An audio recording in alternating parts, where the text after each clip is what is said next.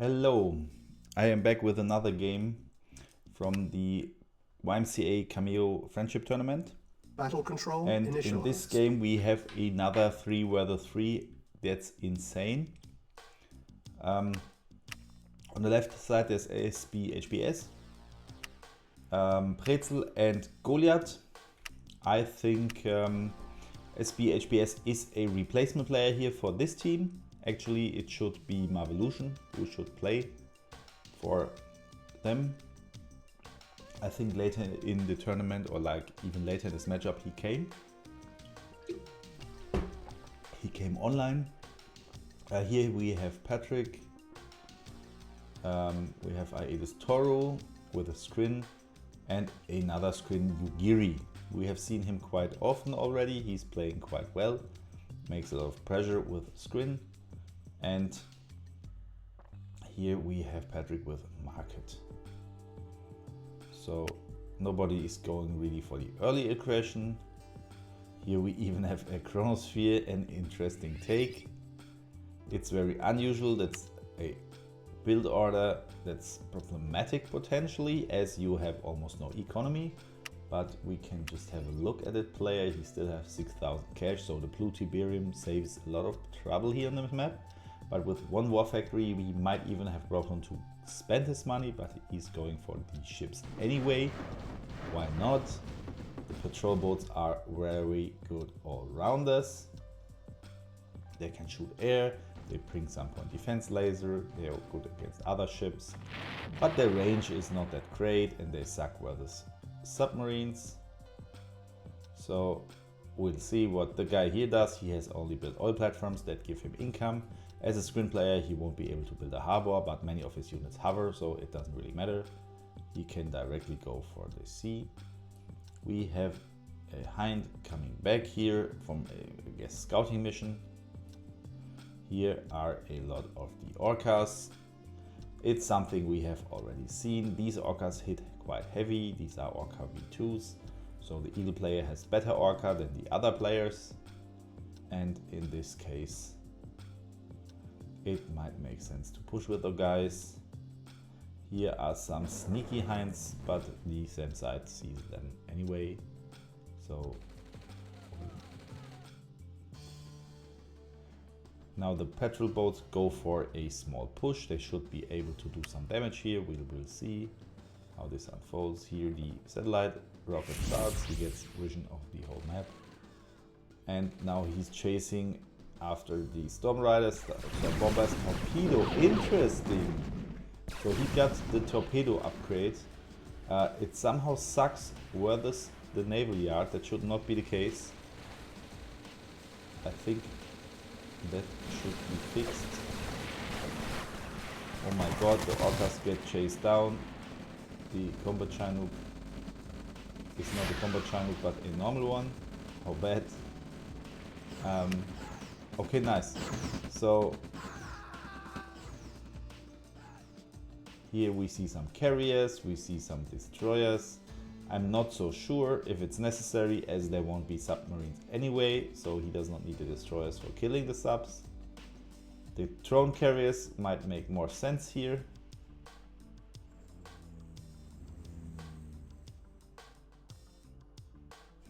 There comes a single demo truck against two stormtroopers and the Hand of Nod. I think, yeah, he kills them. It doesn't really matter because the units were cheap. The demo truck was more expensive, so that was not really an engagement he wanted with the demo truck. The ships seem to become a problem now.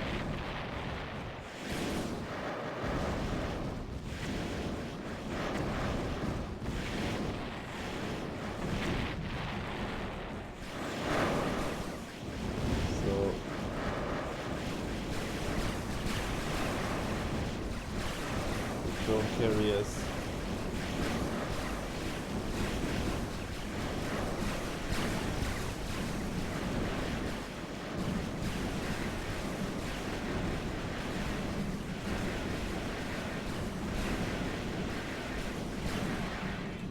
Yeah, the drone carriers cannot really do a lot as the screen ships are already taken over. On the top there is not much happening. The orcas come in here. Okay, nice. Maybe this will make the fight more interesting. We will see more awesome stuff. We'll see. Okay, the orcas now kill the air units. That's really good. That makes a lot of sense. I'm not so sure if he's confusing the normal Chinooks and the combat Chinooks, but now he has combat Chinooks, really good. But SAM sites are deadly for these air units. So, I mean, he could get the EMP upgrade on the orcas, then he could take out SAM sites and like EMP them before the aircraft dies. It's really hard to do, but it can work if you manage them really well and EMP all the SAM sites. Then you can take out even dangerous defenses like SAM sites. It's not really going for that.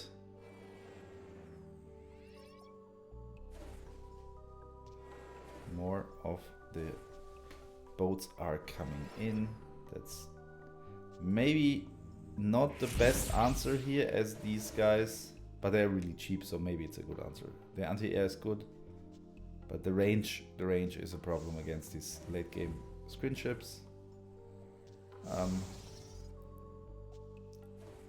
The game is a stalemate. Let's have a look.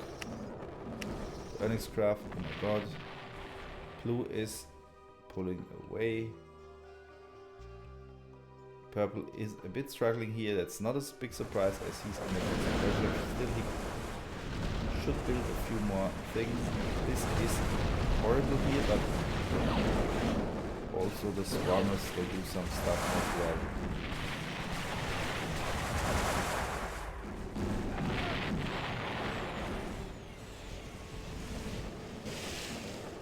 So the SAM sites are again matchmaker. Yeah, this is sacrifice of Venoms by the not player. I think the rift openers do a very good job at going back and forth here. The ships cannot really have any effect as the range is too small. The Harriers, are these Harriers? I think so. The Harriers are not really suited for anti-air purposes. They can do like anti-air, anti-ground, but they are not so good against these rift openers. But okay, as long as you can land some shots, it's no big deal. It's a no-brainer, do it. Here is still a stalemate, it's not much going on, but this might happen soon as the not player is now pushing for more units. He got some of the SSM multi-launchers in bot of the map, so Flame Tank PDL, SSM launcher, I think it makes a lot of sense. The Kirovs make no sense, I think. I mean, the Kirovs might make sense if they just fly in from some unsuspected point and just bomb the base, especially when there's a fight going on anyway. So now here we have a real engagement, and this is looking really, really bad for the Soviet player, as all the missiles are stopped by PDL, but not is like, oh, my PDL might not last long, I have to get out of this. Now the air support from the Eagle player is coming in. Down here the Harriers will do some damage on the oil platforms. That's a really good decision. Oil platforms are expensive. Take those out. Lose nothing is a no-brainer. So now the not player just decided, no problem, I just push forward. So I can get my infantry to the very front. You guys choose violence, it's no problem, here is violence. So the Yaks are early game aircraft. I'm not so sure they can do much here. These are more devastating, especially if napalm bombs land in the infantry. All of the guys die. The EMP bombers may be not the best here, as the infantry is not EMP able, but the main anti-air damage. The sensor should be able to EMP, but somehow he didn't manage to hit them. But that's something only for a continued push. I'm not so sure if the EMP bombers are the perfect answer. Maybe to take out Flame Tank PDL systems. It's good in combination with some Soviet artillery, but he only has a handful of Akatsias. He should have more of the guys, I think. And then this would be nice. The army looks absolutely dangerous. Here is somehow equal armies. The screen might be an advantage because the screen can fly back and forth and don't care about this barrier. Where the ships have less range and they really care about the barrier. So the screen army is much better suited here. However, the Harriers do a good job. And now the Kirovs come in. It's an insane amount of Kirovs. They have dropped some bombs. They have maybe killed a few units at the front. But there's so much anti-air defense. The Kirovs are just going down and can only shoot a few bombs. That's a very heavy loss for the Soviet player. But this is no surprise. You cannot go with Kirovs in such a dense anti-air. That is just suicidal. So he just decides I need more of Kirovs. I just build more. I send them in one by one. But that's all not going to win the game in that way. You should play the Kirovs totally different. I don't know, maybe you should just get a different brand of Kirov. He is playing Russians, so he could gain the Tesla Kirov that would shoot Tesla bolts. I think in this situation it makes more sense. Still, it's really hard against so many anti-air units. Oh yeah, there's the advice to upgrade the Kirovs. Now they even drop some Tesla bombs, as you can see here. The bombs are really great. If you're able to drop them, that's a really good thing. However, Kirovs are not for free anyway, so if you lose all of them, I don't know if it's a good trade. In this case, I think it's not. Super expensive, boys. If we take a look at the army craft, I think we will see a huge drop for the orange player. So he dropped from like middle to the very bottom after lost all the Kirovs.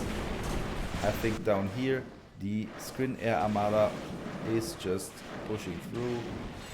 The barrier is nice. He doesn't even make use of it because he could just retreat a little bit and then the enemy wouldn't even be able to attack him properly. He's losing his whole fleet, and that's a very similar picture to the one we see at the top. So losing the whole fleet here is a guarantee for a loss, and using all the Kirovs here is the same thing. It's really impressive how many Kirovs he builds. It's really good, but the problem is Kirovs are not made for this type of thing. You can use them as like damage soakers, but then you need other air units behind that also do damage, that also do some nice thing. Then they can be good damage soakers, but in this special situation, just Kirovs against an insane amount of anti-air is not gonna work. So I think he's out of ideas here as he's still building Kirovs. We have some Orca Iron Warship. That's a pretty cool unit. There comes some drone out of them. And this drone just lands an iron shot that is like mirrored from the mothership. So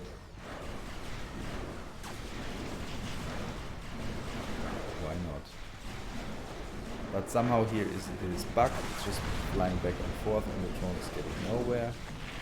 I'm not so sure why it is bugged like that. Now the drone is coming and the drone shoots the iron beam and it lands some nice damage. I think the Orca Iron Warship is not such a bad unit. It's played really rarely, but here we see it's okay. You can do damage with it. Yeah, that was a really big damage. So the splash is nice. I think the GG is called, and right so, since on bottom it's lost, on top it's already lost. So it was a good game, really big battles. I think there were some grave mistakes on the left side. Without those the game could have lasted longer, they could have even won, maybe. But it's really hard. I think the biggest mistake for SBHBS was to not get Aegis Cruiser, because Aegis Cruiser would be a hell of an airship. He decided to go petrol boats and destroyers, which is a good combo because the petrol boats are good against air, but they are like a small ship, and the destroyers are good against submarines. However, the enemy doesn't have submarines, so normally it's a good combo because you have all cases covered. You have more like the fast, agile, cheap unit against air and against other ships, and a bit more heavy unit against submarines. I think in this case you needed like the heavy anti-air unit, the Aegis Cruiser. That would be the go-to unit here. That would make the most sense in this situation, but Unfortunately, he did not decide to do that, so he lost the sea battle. I think there should be another match, at least one, maybe two, depends on how the outcome of the game is. Initialized. We should just hop right into it. I think that was the game we have just seen. And that is the other game. It's again on two sides. Naval. So I think in this match we have now Marvelution. So SBHBS is replaced by the player who should be actually on the team. This map has some funny I take out on my head because of this, my cap. On this map you cannot spectate both teams at the same time. So this is ridiculous. I don't know why that is the case. Somehow this map has some funny settings. So I can just switch between the teams, but I cannot see all at the same time. Somehow the all players button does not show up. And the guys take it slow here on this team.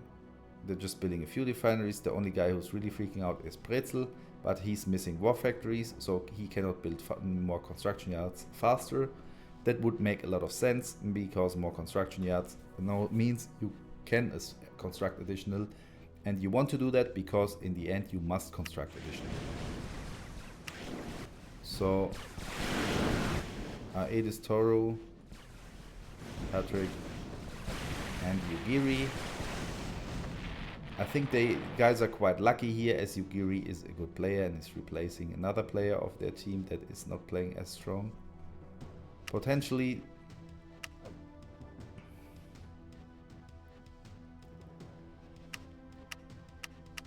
I'm not so sure if they would have won the first game with other players. Maybe yes, because they still push through on top. But maybe no, because the ships would have been trouble for them. Goliath is using the Eurocopter artillery version to destroy the construction yard, but he's not successful with it. On the other team, there is an NCV being taken out by some Storm Riders. That's a decision, but the Eurofighters are here to take over. Still, Storm Riders do a good job.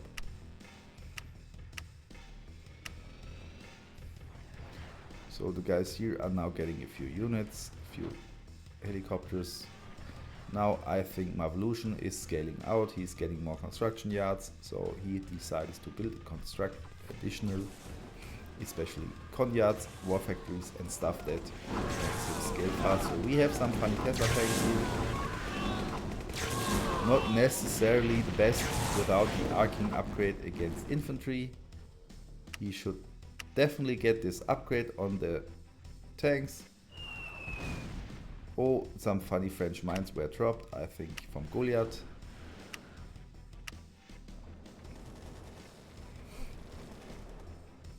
He's getting some funny UEs with the Creo upgrade.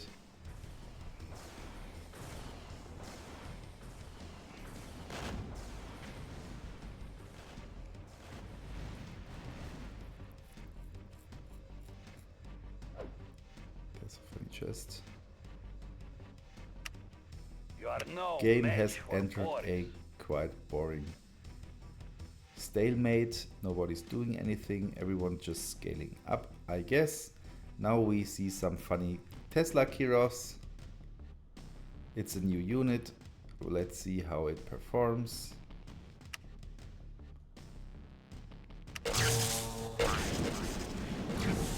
Found the mines and takes out the mines. That's a good idea. The scout plane just comes along, finds what is there and sees there's nothing, so we can just attack. There's more stuff here now.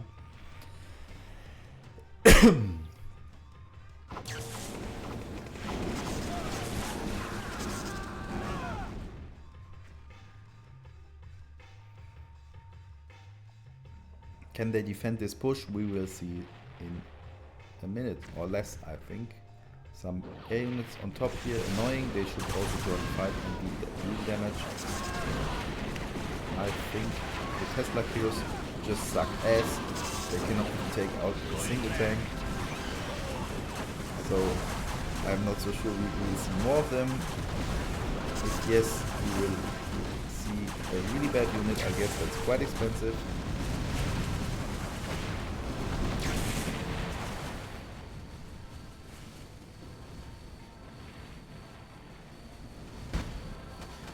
The army is retreating. It is looking really bad for Aedis Taurus from Patrick's team.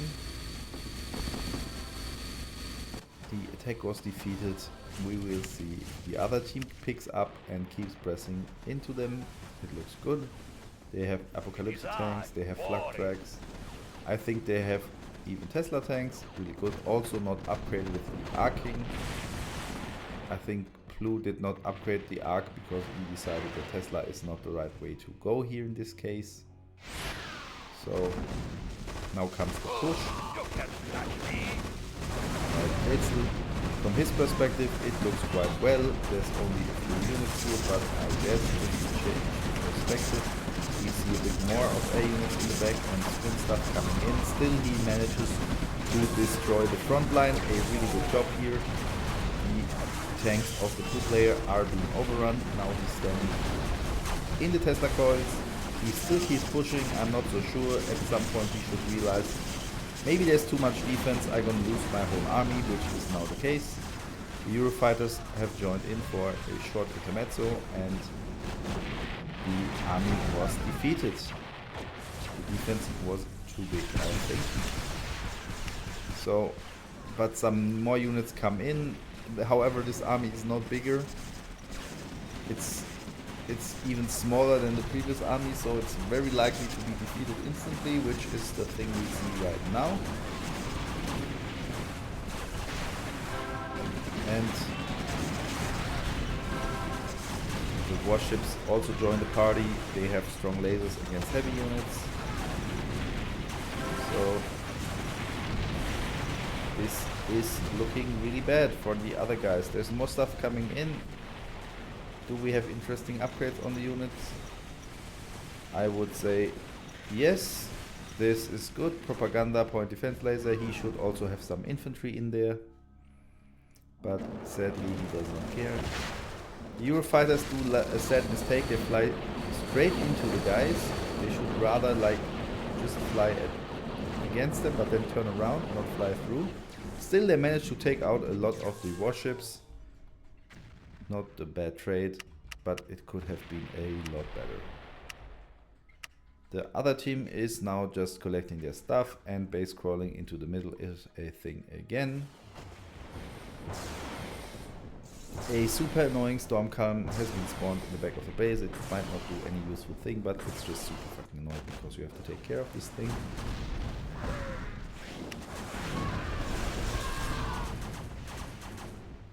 So from what I see here, the guys are doing a very good job.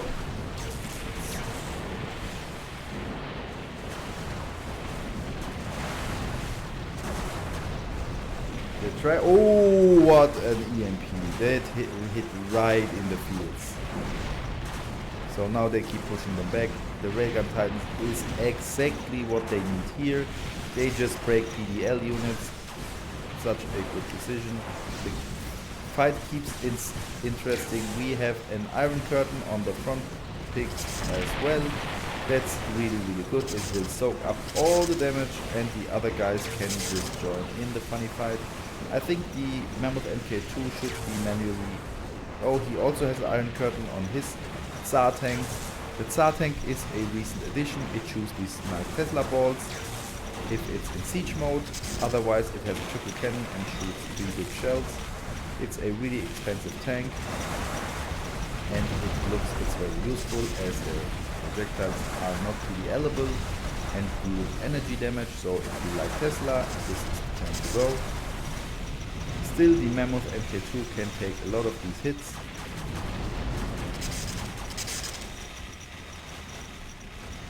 But this is now looking really bad for the team on the left side. The push cannot be defeated, it cannot be pushed back. We have some support fortress, nice.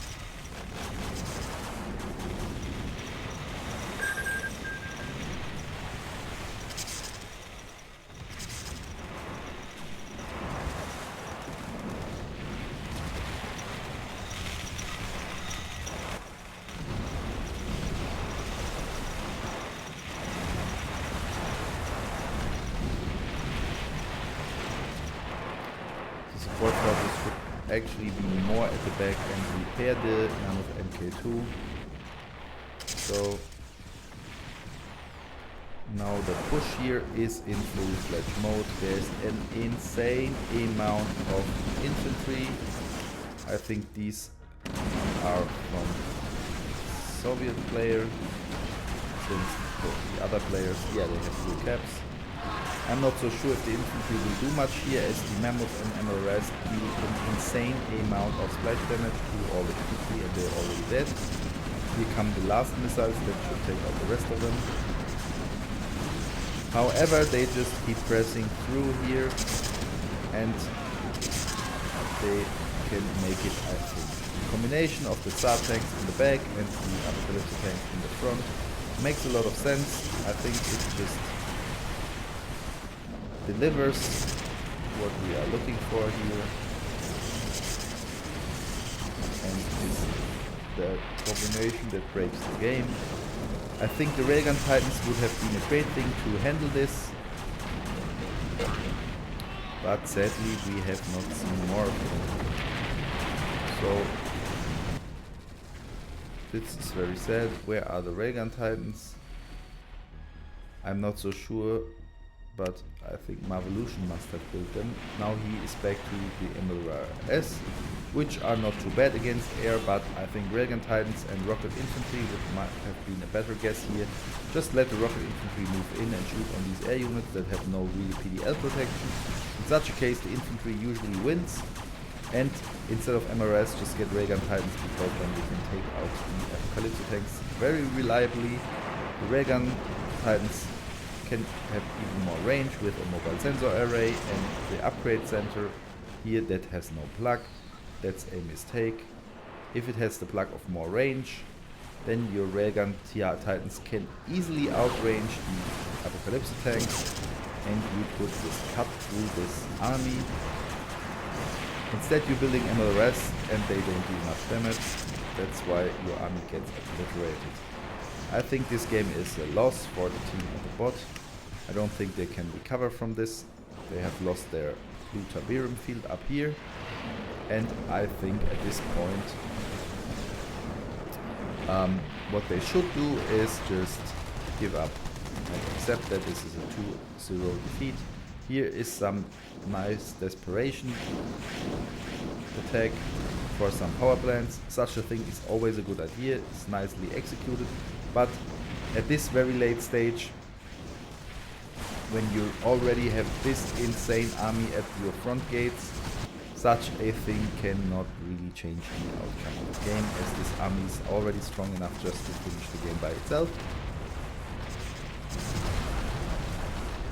Now we have some Mecha Kirovs on the other side, and they still suck ass. So they just get defeated. However, they can tank a lot more damage from these units that are not specialized against air, but just rather have some attack.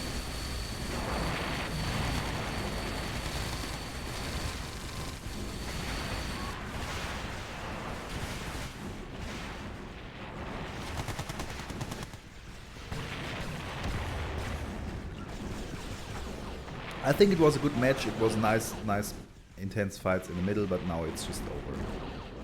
The inevitable gets delayed, but I don't think they can recover from this, as also the other team is just getting comfortable having the army here. They can throw at this spot here. That's always nice. You no longer need to break through such a choke point here, because once you are through, it's really hard to defend against a team that now mines like this blue Tiberium, but you are not mining the blue Tiberium anymore. At this point, usually you have lost on this map. But they still want to find out if that's really the case. The force field delays. Also the inevitable, but we will see. I think they will give up soon, because this is really obvious. You can have a look at the stats. So Most damage was even dealt by Aedis Toru, which is a surprise to me since we constantly see pink and blue here in the action, but somehow the green units must also have done a good amount of damage. They even have the same mix. For me, well, okay, the numbers are all very close, and blue is now just chilling here, but still, for me it's a bit strange that the player with more units is not the one who has dealt the most damage. But now the army value is quite... Maybe it just looks like they have more units, because these Storm Riders with a contrail look like they take up a lot of space. But no, if I look at this army here, I'm fairly certain the green guy has less stuff. But well, all players played quite good in this team. So in the other team also, there's not such a big spread. You cannot really say someone sucked ass. I think there were also some mistakes being done that were not really necessary. Some units should have been built more like the Raygun Titan, but that's that. Sometimes you're too afraid of all these air units, so you just keep building MLRS. But these air units could have been handled with rocket infantry, especially when they came alone from the top and had no support underneath with PDL units. So it was a good match, and bye bye.